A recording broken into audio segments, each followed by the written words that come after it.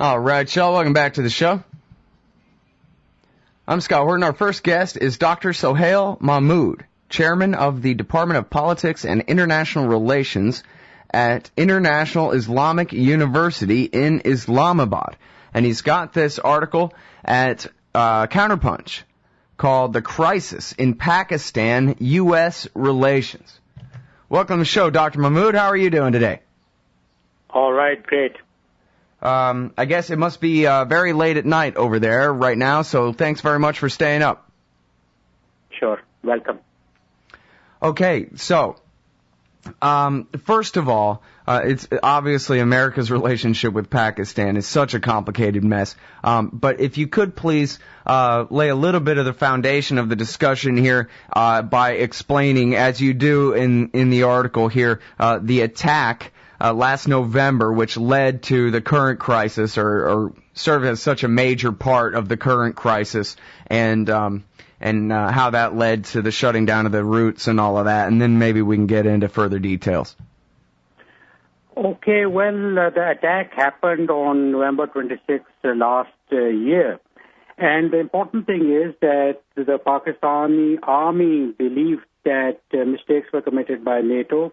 And NATO, carried out an investigation on its own, and they came up with the argument that mistakes were made on both sides. Anyway, that, created a shock and anger in a relationship which already is very tense. So this was a tipping point, the last straw on the camel's back, so to speak. The event itself was not very important, but one thing led to another thing, and there's a whole history that goes to last year. Remember May 2, incident when Americans came in and killed Obama bin Laden, and the military was exposed, the military was humiliated, the politicians were humiliated. And then, of course, there were some other incidents. There was incidents of Raymond Davis, a CIA operative who killed 3 Pakistanis in Lahore, and he was bailed out, and Pakistan government agreed to release him, and that created an anger in Pakistani population.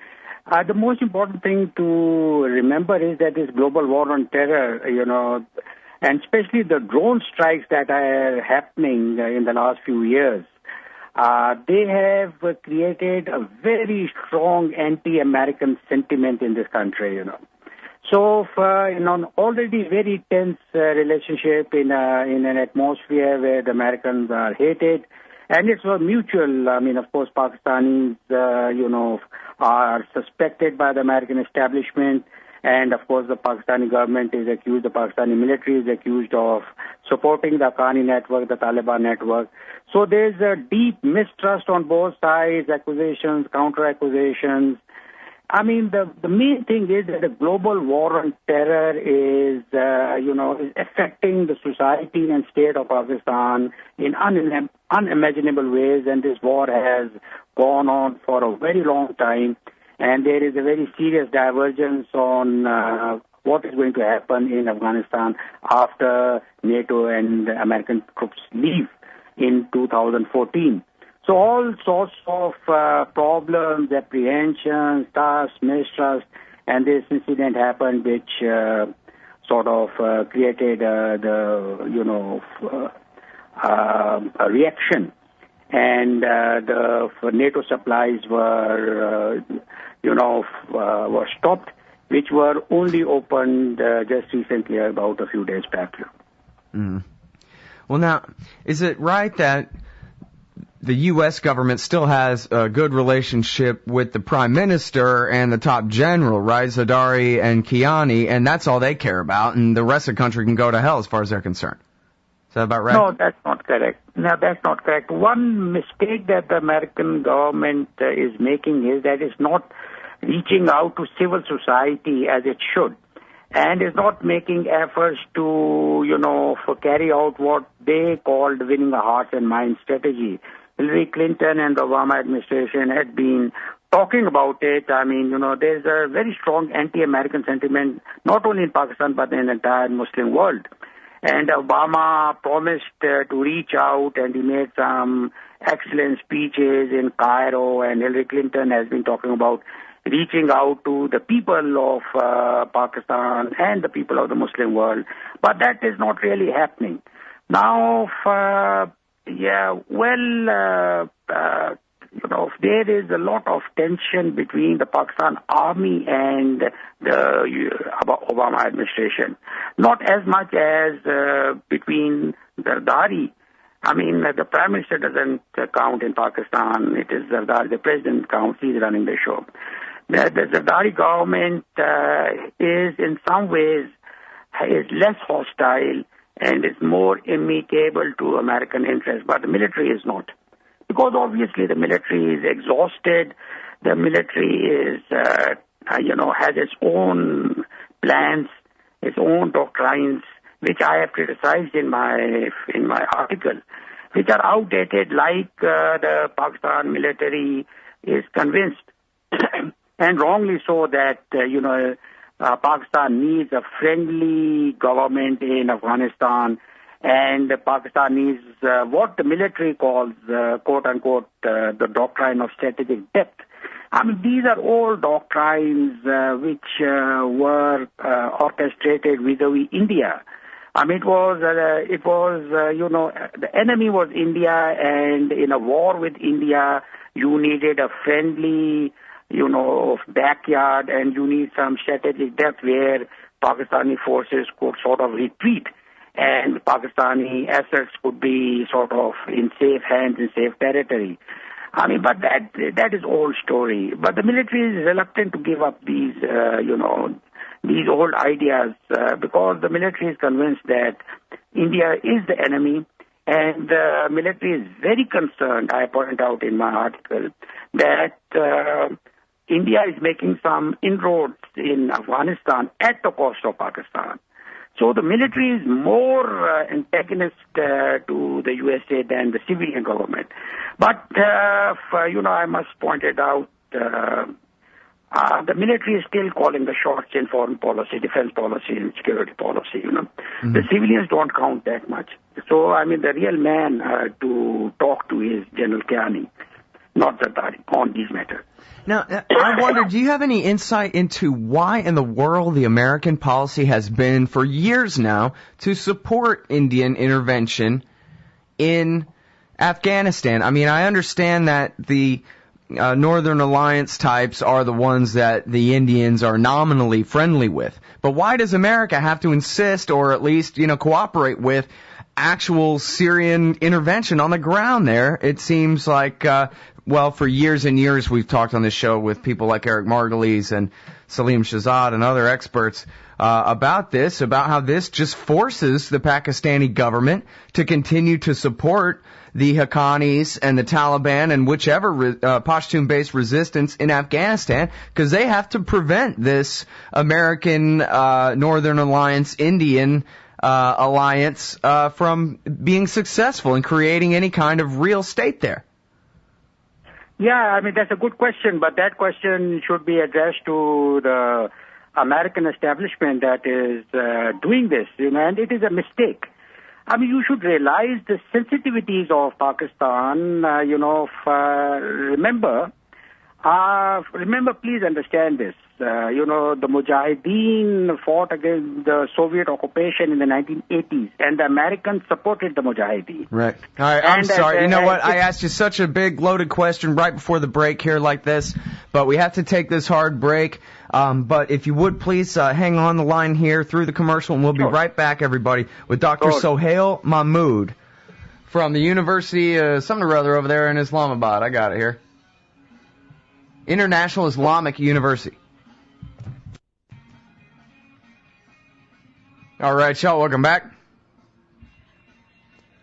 I'm Scott Horton. I'm talking with Dr. Sohail Mahmood from the International Islamic University in Islamabad. He's got this piece at Counterpunch, The Crisis in Pakistan, U.S. relations. Sorry, I have all your bio material in an email in the other computer on the other side of the room, and it's kind of hard to read from here.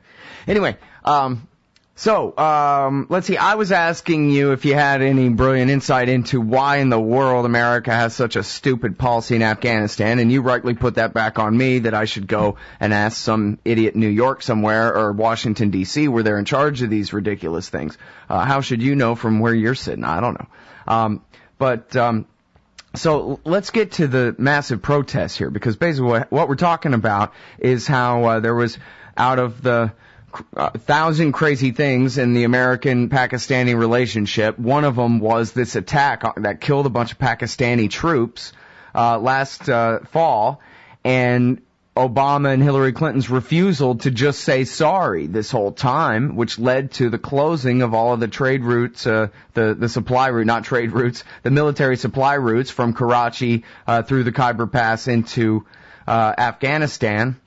For the war there, and now finally Hillary Clinton went ahead and said sorry, and so now they reopened the routes, but then there were massive protests. Could you please describe the reaction of the people of Pakistan once the apology was made and the routes were reopened? Yeah, that was expected. That was expected. For the fact of the matter is that there is a very strong swell of anti-Americanism in this country, which is not diminishing, which is getting ever bigger and bigger and bigger, okay? So that is the real problem, for the Americans and the government of Pakistan to handle. But that was expected,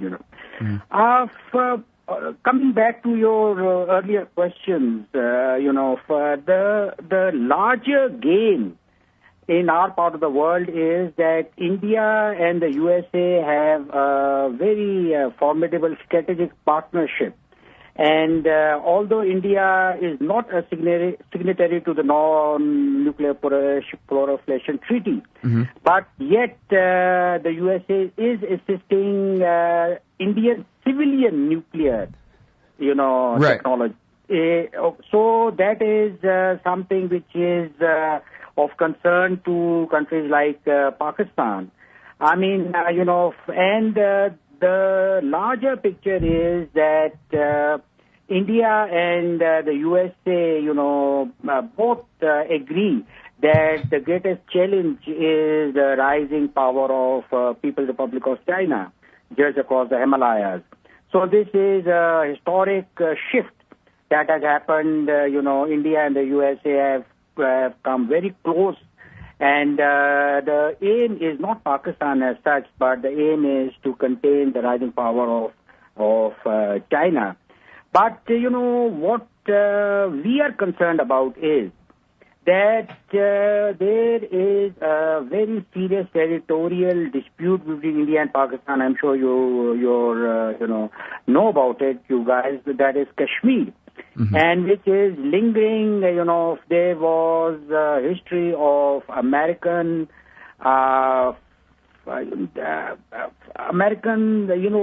they have not really tried hard to bring the Indians and the Pakistanis on the negotiating table. The Pakistanis need American help to bring India on the negotiating table. We've been carrying out negotiations on Kashmir for a very long time.